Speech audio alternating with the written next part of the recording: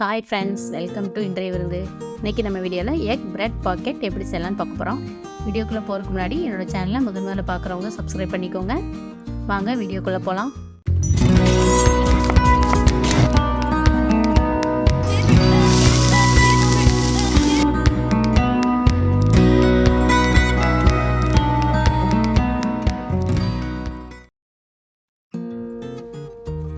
முதல்ல egg packet செய்கிறதுக்கு stuffing ready பண்ணிக்கலாம். அடுப்பில் ஒரு வானல் வச்சுட்டேன். அதில் ஒரு 2 குழிக்கரண்டி எண்ணெய் ஆட் பண்ணியிருக்கேன். 2 பெரிய வெங்காயம் பொடுசாக கட் பண்ணி அதையும் சேர்த்துட்டேன்.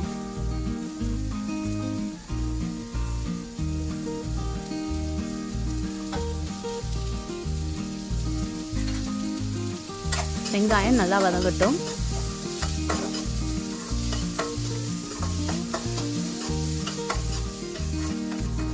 பாருங்க, வெங்காயம் வதங்கிடுச்சு. தக்காளி 1 பொடுசாக கட் பண்ணி வச்சுருக்கேன், அதையும் ஆட் பண்ணிவிட்டேன்.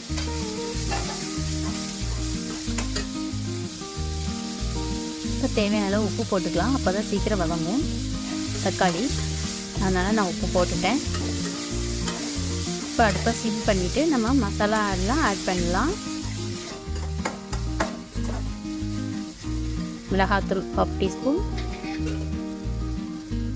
மல்லித்தூள் 1/2 டீஸ்பூன், மிளகுத்தூள் 1/4 டீஸ்பூன், ஜீரகத்தூள் 1/4 டீஸ்பூன். அதுக்கப்புறமா எண்ணெயில் அப்படியே வதக்கி விடலாம்.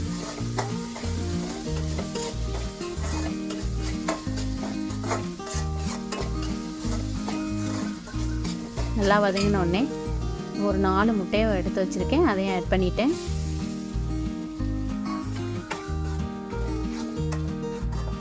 நல்லா வேகட்டும். பாருங்க, நல்லா வெந்துருச்சு.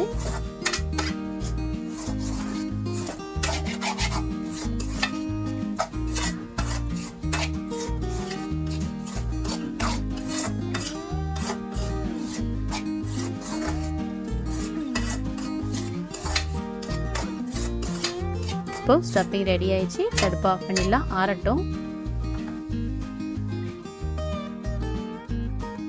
அதுக்கப்புறமா ப்ரெட்டில் எல்லா ஓரத்தையும் நம்ம கட் பண்ணி எடுத்துடலாம்.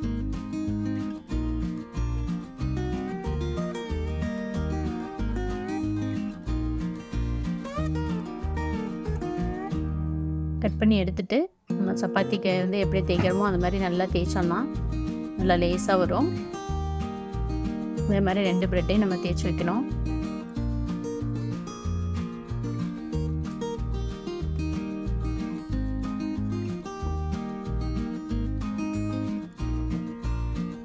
இந்த மாதிரி 2 ப்ரெட்டையும் நான் தேய்ச்சிட்டேன்.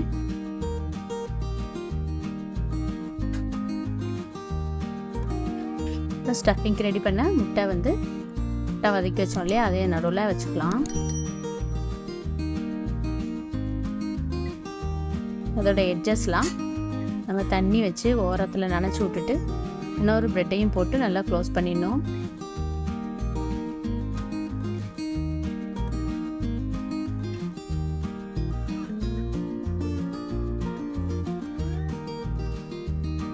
வெளியில் வராத அளவுக்கு நல்லா எல்லா பக்கமும் நல்லா அமுத்தி விட்டுறணும்.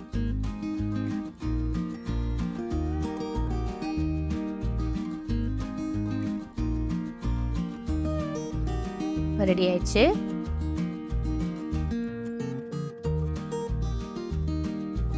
ஒரு பாத்திரத்தில் 2 முட்டையை நான் நல்லா அடித்து வச்சுருக்கேன். அதில் அப்படியே நம்ம முக்கி எடுத்துக்கணும். பக்கத்தில் தட்டில் பிரெட் க்ரம்ஸ் வச்சுருக்கேன். பிரெட் க்ரம்ஸ் வீட்டில் எப்படி ரெடி பண்ணுறதுங்கிறது நான் ஏற்கனவே வீடியோ போட்டிருக்கேன், நீங்கள் பார்த்துக்கோங்க. அதில் போட்டு நல்லா பெரட்டி இந்த மாதிரி நம்ம எல்லாமே செஞ்சு வச்சுக்கணும்.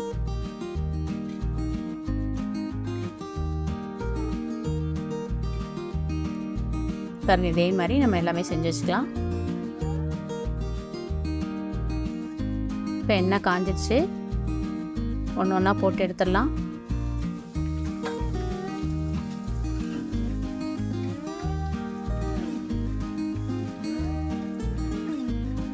சீக்கிரம் வந்துடுங்க, டக்குன்னு பரட்டி விட்டுறணும், இல்லைன்னா கறியிடும்.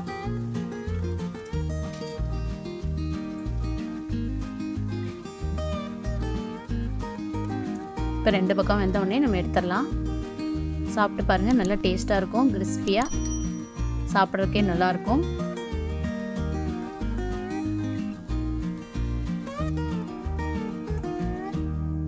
நம்ம சைட் டிஷ்ஷாக டொமேட்டோ சாஸ் யூஸ் பண்ணிக்கலாம்.